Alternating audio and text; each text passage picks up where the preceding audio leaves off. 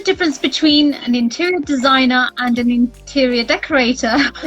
So interior decorators are generally more cosmetic. So in terms of the styling, the furniture, cushions, dressing your bookshelves, whether you're going to have some books on there and different accessories. Whereas interior designer and interior architect, it's more to do with how the space is laid out. So they get involved in kitchen design, bathroom design, bespoke joinery. So there's a lot of bespoke joinery design, which is really fun. And it means you can have something that's tailored perfectly to your space. And then the space planning as well. So if you ever played Sims as a child, it's that kind of thing, whereas like someone walks in the space and how they're going to think about using it and the way they're going to walk around and lay it out. So I think there's a lot more crossover now, I think probably than there used to be. But in terms of there being like a clear definition, I think they're probably the two. So there's a lot of interior decorators who probably wouldn't get as involved in the floor plan side of it and the computer drawings, whereas that's something that an interior designer generally would do. And especially an interior architect, they should be able to detail up the inside of your house effectively. Yeah, so going on that point is you call yourself an interior designer and I call myself an interior architect. And recently I've started calling myself the renovation designer because of the kind of path I've been going down the renovations 101 route.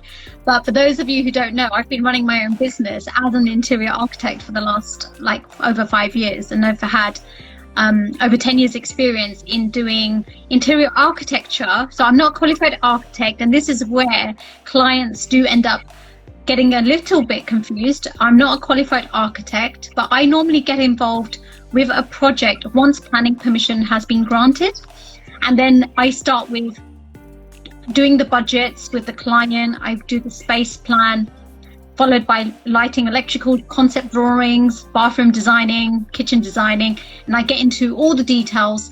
And then I kind of stop my service at decoration. And then an interior designer who I would normally collaborate with on a project would come and take over and do the rest of the project with color schemes, selecting all the furniture, the joinery detailing, and making it look like a home. Whereas the parts I get involved with, and that's how I class it as an interior architecture, is I only get involved with what the builder needs to know. You get it to the white box part. Yes. Yes. So if you're moving house, it's whatever's left behind. That's the elements that I've gone and designed, like the internal doors, the hard and fixed items as such. So, and you're right, there is a complete overlap because you get involved with space planning, you would get involved with bathrooms, but there are some interior designers who don't, because they don't have that experience. Yeah. So there is definitely an overlap. I think more so now as well. So my background is architecture, but I've never gone for interior architect just because I think people then, as you say, get confused between what the two do. And back then it's like the architect did everything, the interior designer just kind of came in, sometimes picked out the wallpapers, it obviously did the window dressing and bought the furniture. Whereas now I feel like more and more we're being brought in on a project where there is an architect, but they're saying, okay, what do you think of this space layout? Can you try and help us? And we do a lot of the lighting and electrical, I guess like you do. I think it's a move away from lighting like on a grid. And I'm sure our lighting designer is going to tell us off, but I think this is how they do it. So instead of lighting on a grid, now you light the furniture. So you almost need to do the two things at once. Whereas before it seemed like they would do the lighting and then the furniture came separately. I think now there's a move to light the furniture.